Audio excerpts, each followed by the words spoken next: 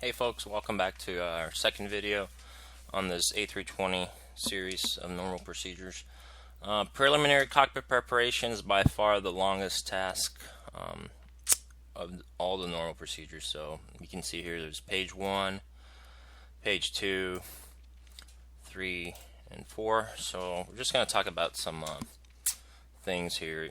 Then I already talked about some of those in the first video, but just as a reminder. Pilot flying, pilot monitoring. The captain decides who's going to fly the leg. So Airbus designed the A320 to be flown gate to gate by any pilot. So if it's the FO's leg, Airbus says, that pilot is going to do, taxi out, takeoff, landing, and then taxi back into the gate. A lot of the airlines, especially in North America, does not follow that. So what they do is they make the captain the pilot flying on the ground always, regardless of whose leg it is. So, the captain will taxi out, line up on the runway, and if it's the FO's leg, then the pilot flying pilot monitor will swap right there. And once the FO lands, then there's a swap again. So this is, the Airbus way. Just want to talk about some of these blank spaces that you're going to see a lot. If you see here on page 2, there's a massive, blank spot. So we're going to talk about why that is. Another thing is the star. We talked about what the stars mean. So stars are for transit stops. So first flight of the day, you have to do every line item. Second flight of the day on the same aircraft, you're going to have to only do where the stars are. Third thing I want to talk about is the sideways triangle. You're going to see that in several places. That means the plane you're flying might or might not have that installed. So for example, not all airplanes have ACARs, and if it doesn't, you just ignore that line and go to the next line. Let's go here to page 2. Let's talk about the blank spaces. See here, the pilot monitoring will go for their walk around. Okay, so you're probably going to be out there, 5 to 10 minutes doing the walk around, and the captain or the pilot flying will be doing their tasks, which are pretty long here. So the FO will be outside, and when he comes back in, he's going to start doing his nav charts and check the FMS that the pilot flying did. And remember, some airlines, since the pilot flying is the captain on the ground always, the captain will probably get the FMS done, and the FO would check it to make sure it was done right. Here, Airbus SOP, whoever's flying does the FMS. So the pilot flying works a lot on their legs. Another thing we have to mention is here, CM1, CM2. So CM1 means crew member 1, captain. CM2 means FO. So there are certain tasks that it's captain only, like rejecting a takeoff. That's always going to be a captain's decision, even though it might be the FO's leg. So here there's an ECAM logbook check. Pushing the recall button is a captain action, checking the logbook. That's both do it. And accepting the aircraft, the final decision is the captain, not the FO, which is CM2. So that's it. Alright, so we're here in the cockpit. Let's assume the captain is the pilot monitoring for this leg. So we're going to zoom in here. The first line item you have to do is engine masters 1 and 2 off. It's right here underneath the throttle quadrant. So just for the sake of it, I'll show you what on would look like. And there's a detent, so you actually have to raise it and put it to on and then release it. So it's just a safety feature for that detent to be there. So both of them have to be off, and they are. So this is what on would look like on number 2. So 1 and 2 are off. Second item is the engine mode selector. So this is it. It has 3 positions: crank, normal, ignition, start. So make sure you leave it 12 o'clock normal. Then we move on to the weather radar. So there's 2 different kinds of weather radars. I'll just talk about this one, which is the one installed on FS Labs. There's only one antenna, but you can have two radar systems. So 12 o'clock is off. This would be radar 1 on, radar 2 on, so leave it off, 12 o'clock position. Mode, there's 4 different modes: weather, weather plus turbulence, turbulence only, and map. So leave in WX plus T. PWS stands for predicted wind shear system, so leave it in off. We're going to turn that to auto, closer to the runway. The tilt, if you're in auto mode here in multi-scan, if it's in manual, then you have control of the antenna angle or tilt. If it's in auto, it's automatic. Ground clutter suppression, you can leave it in auto. And the gain, so there's a temporary revision. There has been for a long time, so depending on the tail number, you either leave it at +4 or +8 below 20,000 feet, and as you go through 20,000 you can put it in calibrated. But there's a lot more to the weather radar than this, so we'll just leave it at +4. So that's it. And then we move up to the landing gear lever. You can see the gear lever is in the down position as it should be. And we go up to the overhead. Alright, so this is the overhead panel. First thing we have to do is check wipers off. So let me zoom in so you can see better. So wipers have 3 positions: off, slow, and fast. Make sure both of them are off. And the reason for that is once you establish AC power, if they're slow or fast and you have a dry windshield, you might scratch it.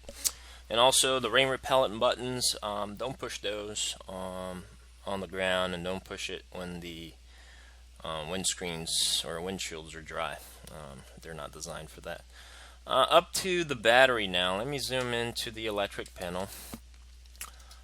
Interesting choice. You know, Airbus designed this aircraft with the dark concept, so it's a little strange to get used to in the beginning. But for example, right now the batteries are off, but even though they're off, you can still read the voltage. So battery 1 is 28.1, battery 2 is 27.3, so they're both above 25.5. So I'm going to go ahead and push battery 1 on, and look what happens. When I push battery 1, number 2 illuminated off. And look what happens when both of them goes on. There's no lights. So that's the concept. When they're both on, they go dark. And once they're both off, they also go dark. And then you might ask, well, how do you know if they're on if there's no on button? Well, if you look around, you can see some fault lights illuminated. You can hear the noise on the back. If you go back down here to virtual cockpit, the FCU, which is this right here, turned on.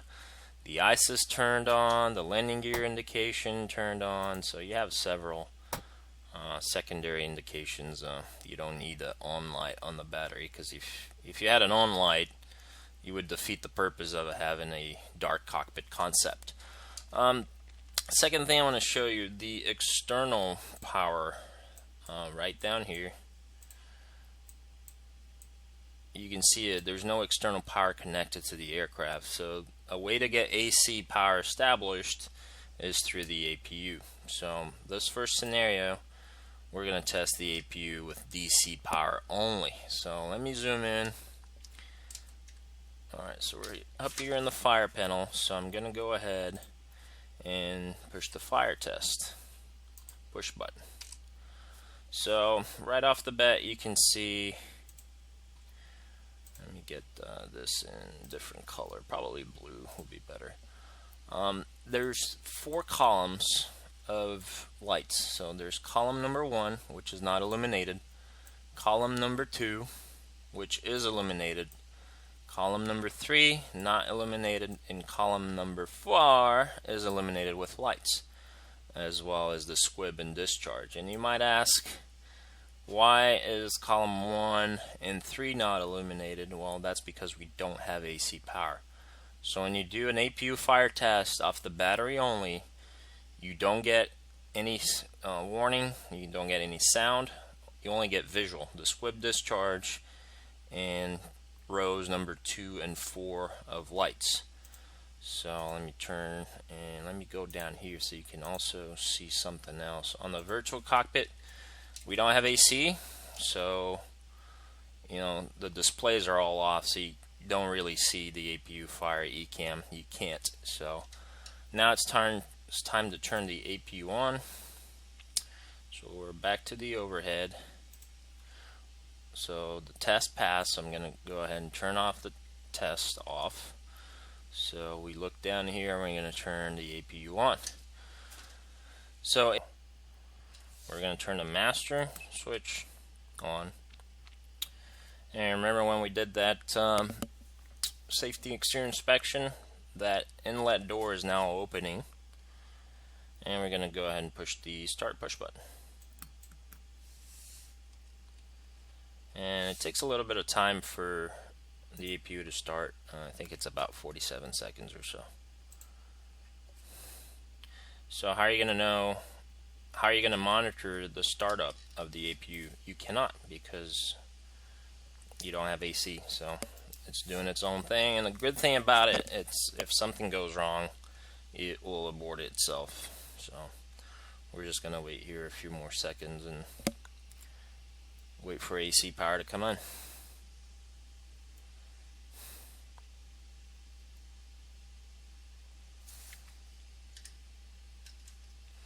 And also one thing that's going to change, that start on light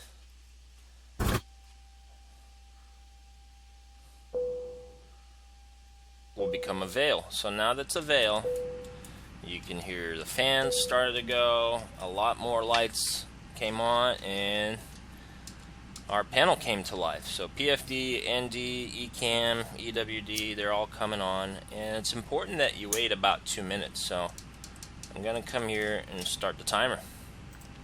And why do you have to wait 2 minutes? Well, there's a lot of self-tests that are going to be happening.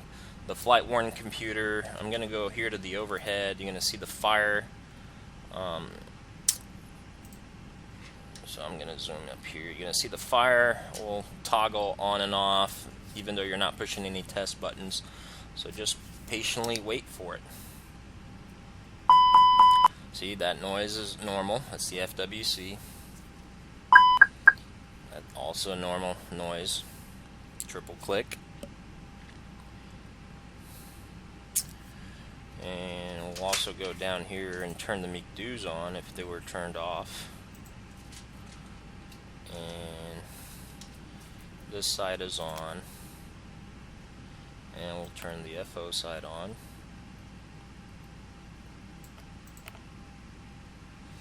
That's it. The GPS primary loss message is normal. These X's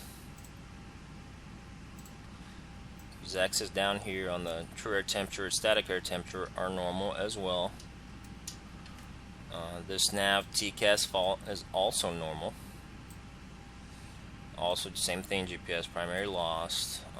These warnings will all go away as we, turn the IRS on. So, moving on, I want to show you what the APU Fire Test looks like when you have AC, and it's different now. Airbus doesn't say you have to do this test once you got the APU on, but I'll just do it for the sake of the video. So look what happens now when you do an APU Fire Test with AC available. It's a little bit different. So remember that 4 columns of lights I talked about? You're going to see all columns will illuminate. So there you go. So you can see you got 4 rows of lights, or 4 columns of lights illuminated. I'm going to come down here and turn this noise off.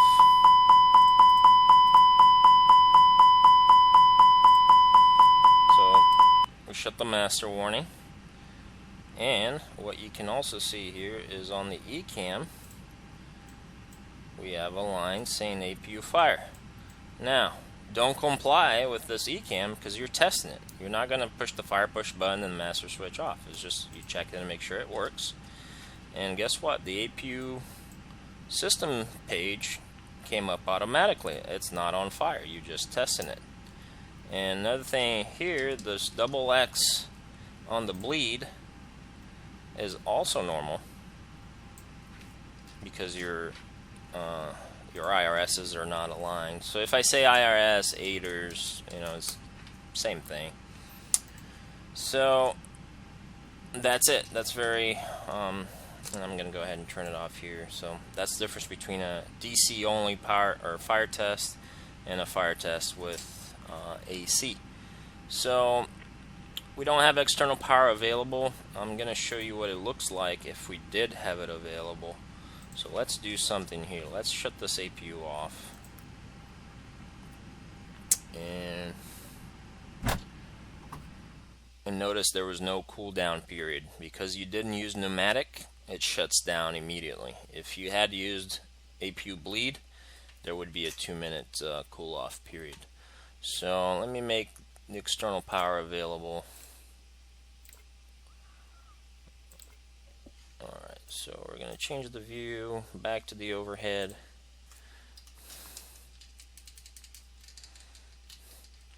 Alright, so external power is available. So let's say we turned our batteries on. There's no need to turn the APU because you have the external power. So let me go ahead and push this button on. Now we have AC from a ground unit, GPU, ground power unit. Same thing, wait those 2 minutes, let the plane, self-start and do all its checks. And you're going to see if I push the APU Fire Test button, all the rows are going to illuminate. It might be too early to do it now.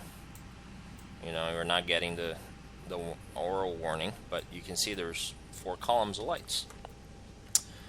And once that's done, we can request the ground crew to plug the air conditioning. Now, if there's no AC available at the airport, your only option is to get AC or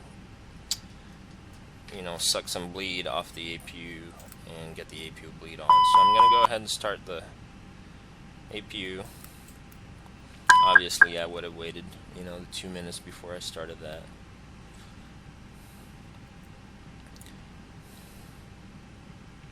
So you might ask, why would you connect the external power if you're going to start the APU anyway? Well, I can use the electrical from the GPU and save a little bit of fuel from the APU by using electrics from the GPU.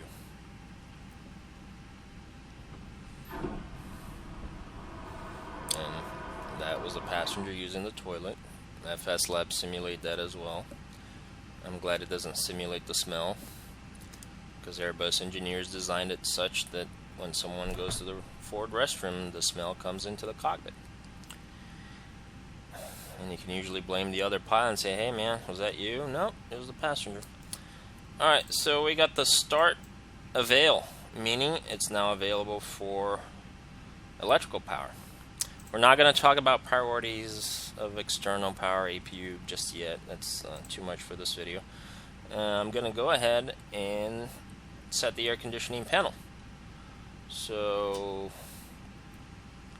what do I have here? The pack flow is normal. On the ground, it doesn't matter if you put high, normal, or low. Whenever you have APU bleed on, it's always going to be high. Pack 1 and 2, do they have a fault right now? No, they're just off. That's why the fault light shows as it was a fault, but it isn't. So I'm going to turn the APU bleed on.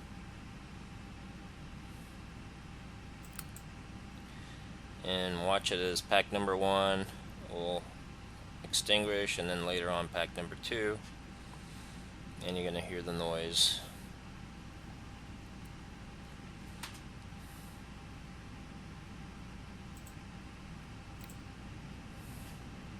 Alright, pack 1 and 2 are both working now.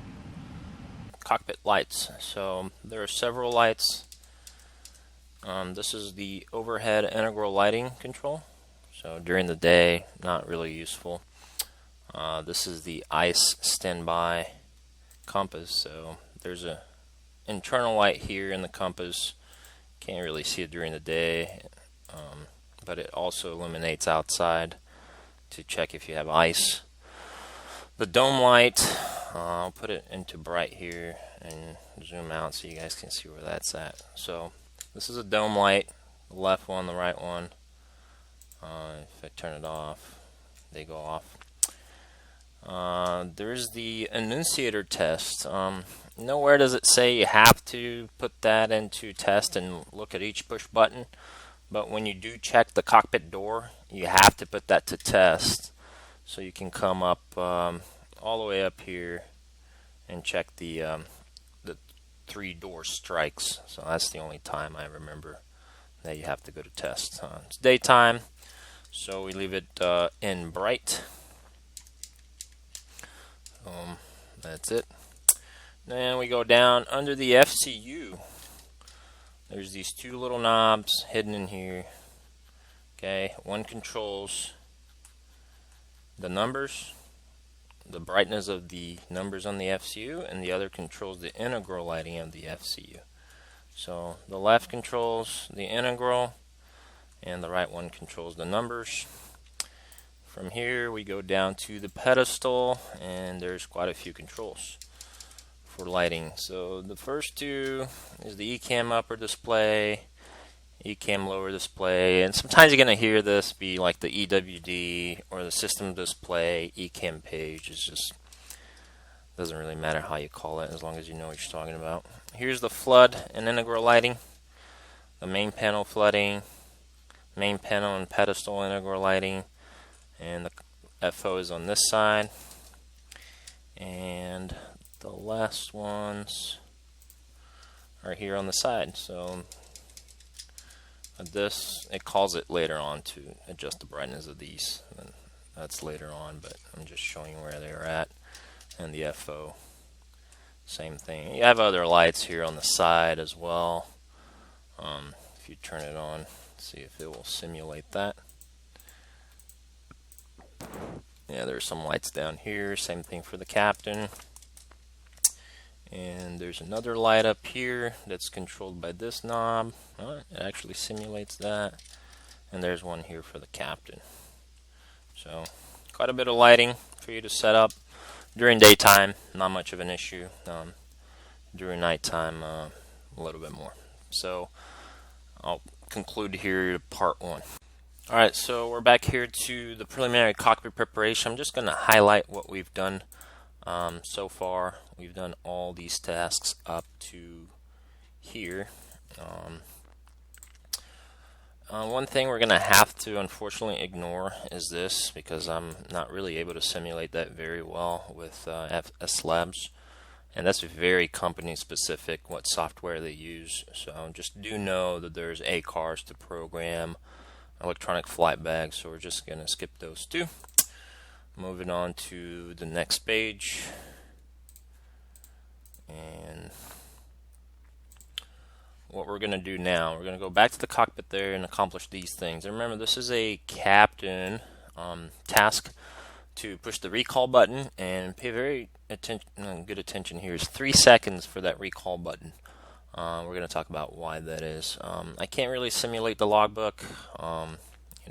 Every airline does it differently, but basically you have to check if the A check was done, daily check, overnight, remain overnight. And those vary from airline to airline. MEL, CDL, if there's any item that's going to affect performance or the normal procedures, you would check it now before you continue with your flows. And eventually the captain is going to be happy or not, and he's going to accept the aircraft. So we're going to start from here. We're going to get airfield data. Each airline gets it a different way. Some places in the world you have to listen to the ATIS. Others you have digital ATIS to get the performance. So we're going to start from here on down, and then we're going to ignore these because I cannot simulate that with FS Labs. And then we're going to resume from OEB.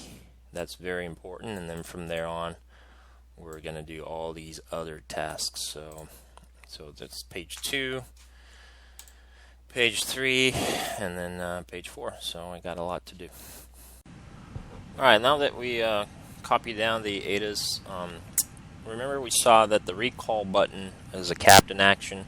But just for the sake of this video, we're going to talk about why you have to push and hold it for 3 seconds. So I'm just going to push it once and see how up here it says normal. Now look what happens if I push and hold it for 3 seconds. Guess what? Nav TCAS fault was hidden under a canceled caution. So I'll just take a little bit of time here to explain it. So there's a button down here called emergency cancel. It's very seldom used, and since it has a cover on it, it's a guarded switch. Both pilots have to agree. So I'm just going to hide that nav TCAS fault under the emergency cancel. So if I go to status, it shows nav TCAS fault as canceled caution. Meaning if I just push the recall once, it's going to say normal, when in reality it isn't. So if I push and hold it 3 seconds, any canceled caution will be reset, and it's going to show up to the pilot up there on the EWD, so nav TCAS fault. And anytime you clear something, cross-check with the other pilot, hey, Captain, there's a nav TCAS fault. I'm just clearing it, so you're both on the same page. Status page pop up, push the clear button again, and it'll disappear. So that's the recall button. Next thing we're going to do is check the cockpit oxygen. You don't really have to click door, because the door oxygen page is the default page for this phase of flight. So if I zoom in here, we got 1850, that's enough. If you see something like this, an amber L, a lay down L here, then you would have to get your QRH out and see if you have enough oxygen, for 2 pilots or 2 pilots plus 2 jump seaters. But in this case, it only says 1850, so we're good to go.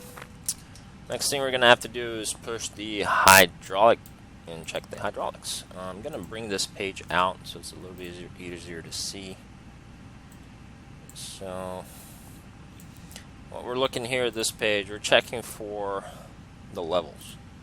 So when you see this little indicator here, just think of it as an arrow. So right now it's indicating max, so the pointing end is where the fluid level is. So if we look across all 3, green, blue, and yellow, they're within the green range. It's not uncommon for you to get to the plane and the indicator is somewhat like this. So that means it's overfilled. So you have to call maintenance. They might try to pressurize the system to see if it comes down, or they might go down and drain it. And remember, these reservoirs are pressurized, so if the plane sat all night, the mechanic might come up, put the APU bleed, and that's going to put some air pressure on the reservoir, and it might change the hydraulic level. But right here, I got all 3 looking good. And let's see if I can simulate them being low. So you saw what just happened there. Now we got no fluid on yellow. Not only that, but look what happened here. We got an ECAM saying hydraulic, yellow reservoir, low level. This is very unusual. So you call your mechanic and they'll fix it up.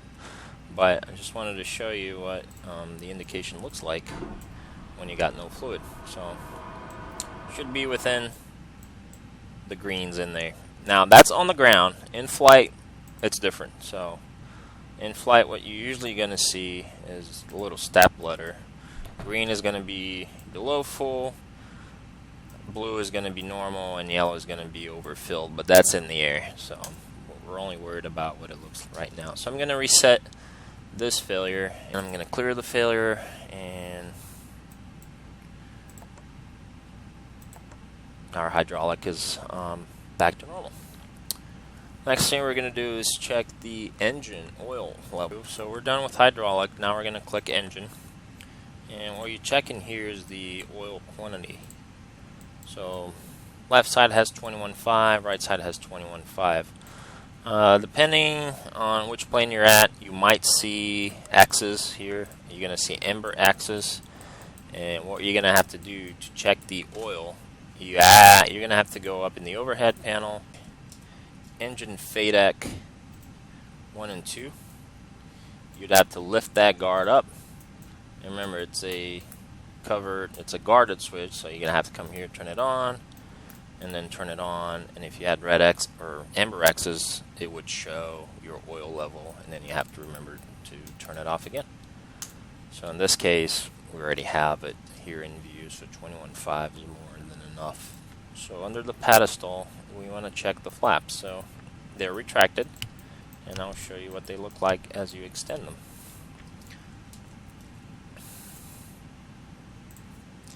And you have a side view a little bit better. So here's flaps 3, flaps full, flaps 2, flaps 1, flap 0. So you want to make sure it's retracted, and it is. So the lever is in 0, but you have to come up here and check if it's actually 0 on the screen. And by looking here, you can see the slats are retracted and the flaps are retracted, so that test is okay. Moving on, we're going to go to the speed brake lever, and the speed brake lever is also retracted. If it was up, so if you're seeing a little bit of white, that white right here means it's armed.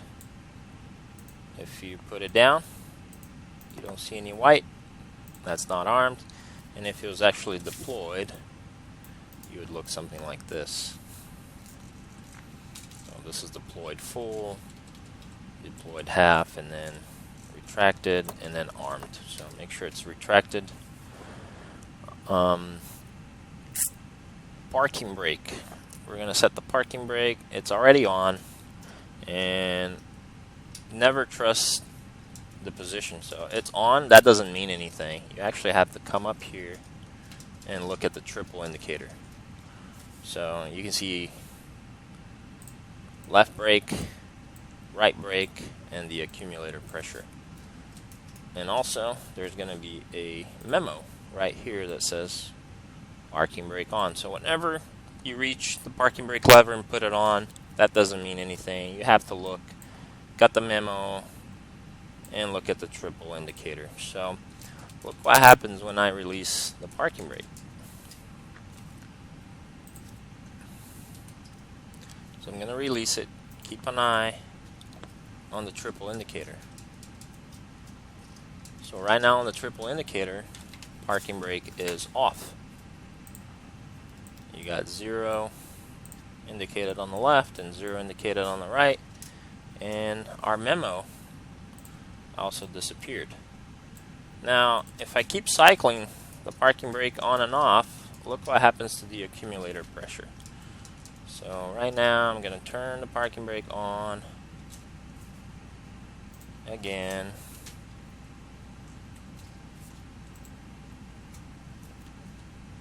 So it's coming up. I'm going to turn it off. Each time I do that, I'm losing pressure from the accumulator. And eventually, what's going to happen, my accumulator will bleed off its entire pressure. So if you ever put the parking brake on and the triple indicator does not go up, that probably means you ran out of hydraulic accumulator pressure. Now, if you need to establish hydraulic power again, you'd have to push this button, the electrical pump. So under hydraulic,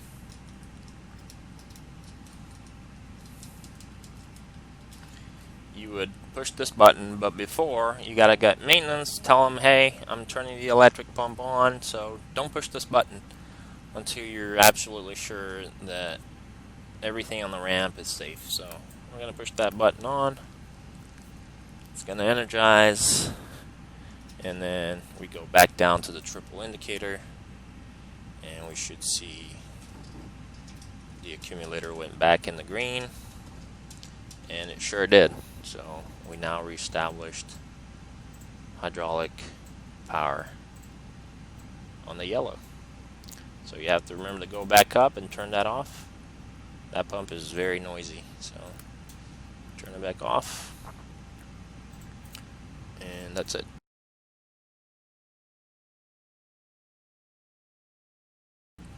There's an entire list of emergency equipment you have to check.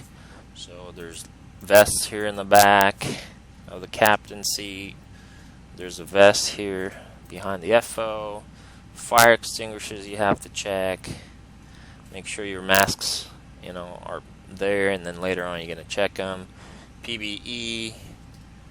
Make sure the gloves are here. Fire gloves. There's a rope up here. There's a really long list of things you have to check. Fire extinguisher. Down here there's another life vest. So once you checked, all equipment that's listed on the FCOM, you're going to go back here and check the rain repellent. So standing up, you're going to check if there's fluid inside. So this door opens, and once you open this door, you can see the fluid level and also the pressures in the green. This might be deactivated as well, depending on your airline.